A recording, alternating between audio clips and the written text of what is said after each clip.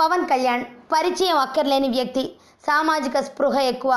రాష్ట్రంలోనే కాదు దేశవ్యాప్తంగా జరిగే అనేక సమస్యలపై ట్విట్టర్ ద్వారా ఎప్పటికప్పుడు స్పందిస్తుంటారు. ప్రభుత్వాలను ప్రశ్నిస్తూ ఉంటారు.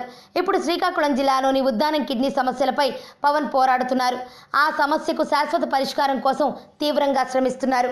ఇందులో భాగంగా ఆయన సీఎం చంద్రబాబుతో హార్వర్డ్ వైద్యులతో కలిసి సమావేశమయ్యారు. ఉద్దానం కిడ్నీ సమస్యలపై ప్రశ్నించాలని వెళ్లిన పవన్కు చంద్రబాబు ఊహించని పదవి కట్టబెట్టారు. పవన్ కళ్యాణ్ను జీవన్ దాన్ బ్రాండ్ అంబాసిడర్గా నియమిస్తున్నట్టు చంద్రబాబు చెప్పారు. ఇందుకు పవన్ కళ్యాణ్ కూడా సంసిద్ధత వ్యక్తం చేశారు. అవయవదానాన్ని ప్రోత్సహించడం జీవన్ దాన్ ప్రధాన ఉద్దేశం. మన రాష్ట్రంలో ఇప్పటికే జీవన్ దాన్లో తమ అవయవాలను దానం చేసేందుకు ఎంతోమంది నమోదు చేసుకున్నారు. అంతకు మించి అవయవాలు కావాల్సిన వారు ఎంతోమంది కూడా అందులో ఎదురు చూస్తున్నారు. ఇప్పుడు పవన్ కళ్యాణ్ దాని అంబాసిడర్గా బాధ్యతలు చేపట్టడంతో అవయవదానం ఊపందుకునే అవకాశం ఉంది. ఉద్దానం కిడ్నీ సమస్యలపై అధ్యయనం చేసేందుకు వచ్చిన హార్వర్డ్ వైద్య బృందంతో కలిసి పవన్ వెలగపూడి సెక్రటేరియట్లో సీఎం చంద్రబాబును కలిశారు.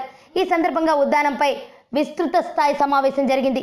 ఉద్దానం కిడ్నీ వ్యాధులకు సంబంధించి హార్వర్డ్ వైద్య బృందానికి పూర్తి స్థాయి సహకారం అందిస్తామని చంద్రబాబు చెప్పారు.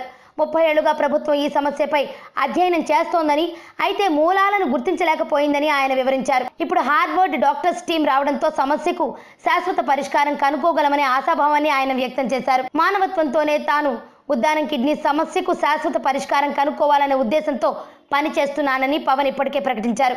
ఇప్పుడు ఆయనకు ఏకంగా జీవన్ దాన్ అంబాసిడర్ బాధ్యతలు అప్పగించారు. దీన్ని ఆయన సహృదయంతో స్వీకరించారు. ఆరోగ్యవంతమైన జీవితం కోసం మనం పాటించాలి కొన్ని నియమాలని. చిన్ని చిన్ని చిట్కాలతో చింతలేని జీవితాన్ని ఎలా గడపాలి అనే దానికి వీక్షిస్తూనే ఉండండి మన ఆరోగ్యం యూట్యూబ్ ఛానల్. మరిన్ని ఆరోగ్య సూత్రాలకు సబ్స్క్రైబ్ చేసుకోండి.